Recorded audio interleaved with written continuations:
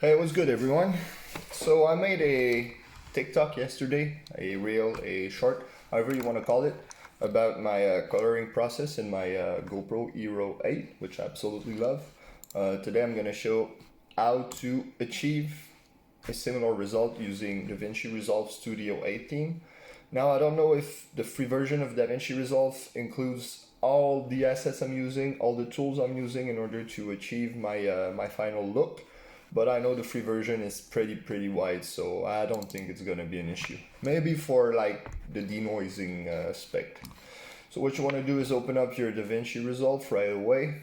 You're gonna go into the media tab. I'm gonna go into my GoPro drive. I'm gonna go GoPro Video Library 2022, not the Hero 11, which I bought and I'm currently testing. I also love it, but still gotta adjust to it because it's really different from the 8. Alright, so the clip I used is this one. You might recognize it pretty easily, so that's the clip. I'm gonna drag it into my media pool. I won't change the frame rate and the timeline frames. I'm gonna keep it in 1080p. What we'll want to do now is put it into our timeline. You can always look at your footage on this page, see what you prefer, and make your adjustment, make your cuts, and drag down right then. What I'm gonna do is go and select the frame which I used right here. That's where we have the most light, the most everything. So the way I do top to bottom, that's how I organize my nodes. So what I'm gonna do is create a couple nodes right away. The first node, we're not gonna touch it. The second node, you wanna go into effects, drag color space transform onto your node. What I do is in output gamma, I go and look for Cinean film log, which is gonna flatten the whole image. On the third node, I use Cinematch 1.02, I think.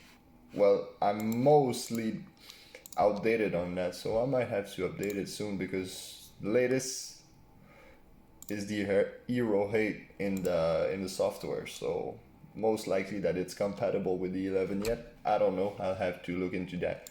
So I apply the sensor match the GoPro Hero8, and I go and apply the Rec 709 transform, which is the color profile that's used on your cell phone, on your television, most likely on your computer screen, most likely everywhere.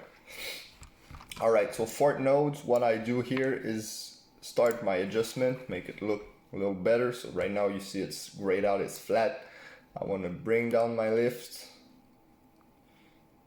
I want to increase the gain a little bit to keep some of those highlights. I like to add a little bit of saturation, maybe 150. It's looking great to me right off the bat. Now I'm seeing a green tint that I don't like in the overall image. So what I'm gonna do is take my gamma wheel right here and push the opposite way of the green. As you can see, if I go towards the blue, the green goes away, and everything's much better if we go back and forth. So for the sake of this tutorial, I'm gonna be satisfied with that. We're now gonna go on to the fifth node. The fifth node, I right click on it and I add a layer that way. So what we're gonna do here is on the bottom layer, when you had a layer like this, the nodes kind of switch, if I can say so. So the bottom nodes becomes the first one and the top node is technically the second one. So what I'm gonna do on the bottom node is use my qualifier to go and pick the orange in the trees. I'm gonna click on the highlight tools so we have this specific view, and I'm gonna go ahead and try to select as much of those trees as possible. You see, I don't want the green in the trees, I want the orange, just like that. there any way that I can, yeah, I don't want the car. Remove a little bit of this. Oh yeah, I want to go and pick up the line in the middle of the road as well. I would like to put a radius blur to clean that up. And as you can see, it's kind of grainy when I use that. So what you want to do is go back to your first node that we reserved. Go into motion effect, the temporal NR. I like to put it at 3, better. And I crank it to about 12. The spatial NR, you want to unlink them and push the chroma to about 10 is nice. So if we zoom in, you won't see it that much, but it does remove a lot of the grain. The luma, you can always play with the luma a little bit and remove some of the chroma. The luma like that. See now? Bing, bang. So what you want to do is go back here. We're going to see a much bigger difference. You see the noise? It's gone. So yeah, magical. So what I like to do now that my trees are selected and nothing else in the frame, I like to push a little bit of the hue to give it that nice orange tint without pushing it too much. That's really up to you what the look you want to give to your project, your final project.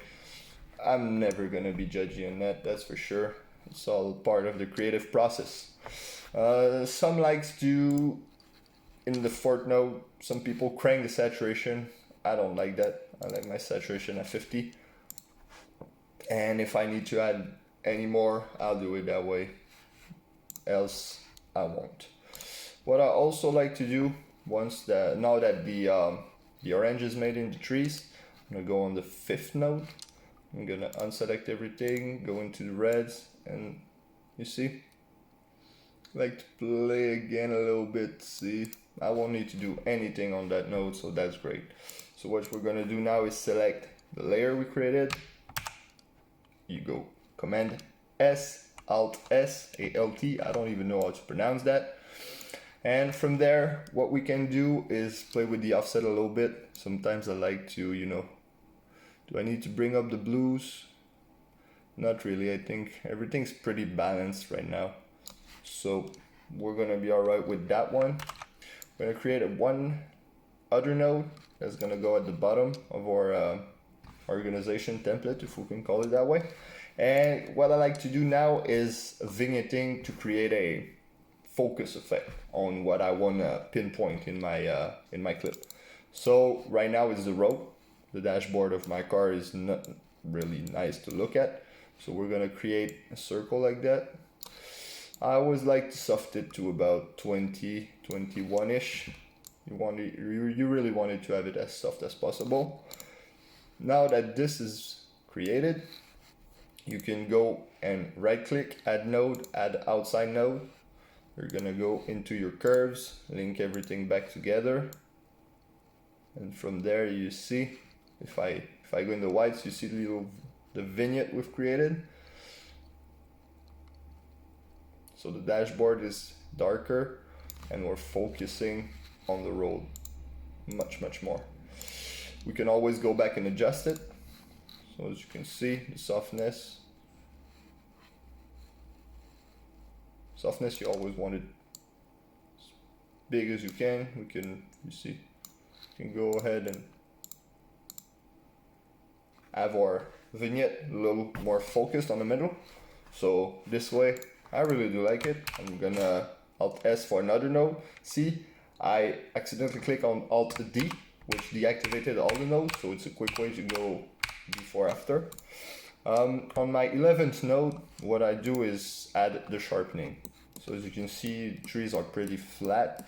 We've lost a little bit of detail, so you want to go into your blur tab, you hit sharpen, and I like to push that down to about 45.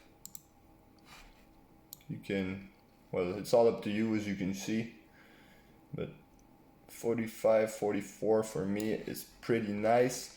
What I like to do then is at a low level and then coring softness, push it a little up. So that's before, that's after.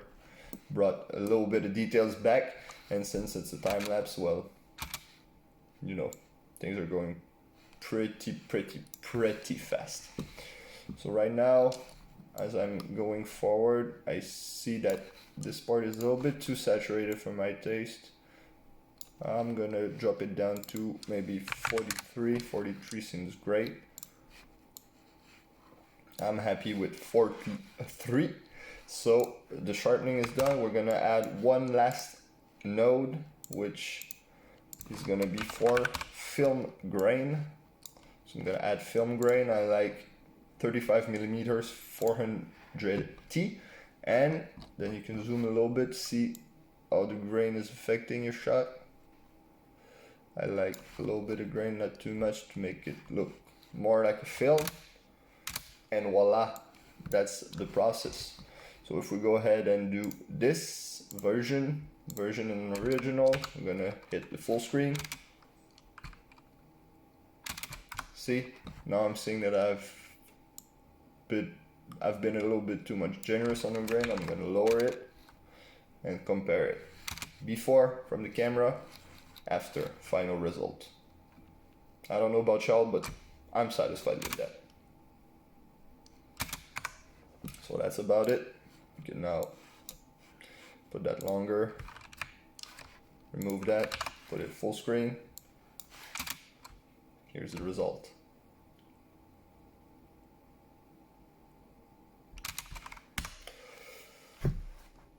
Thanks for watching. Hopefully this was resourceful enough. I hope you learned about coloring, because I feel that GoPro has a lot to offer when you dive deep down into the coloring. I know people like to have the camera straight out of the box and go shoot at it and directly upload it. That's fine, that's great. GoPro is very great for that. Their quick app is also very awesome for that particularly. But what I like to do is post-processing, and I like to put a little more time on the back end of the project. So that's the result you can achieve with a GoPro Hero8 and a little bit of twiddly magic. All right, peace out guys. Take care. Have a nice day.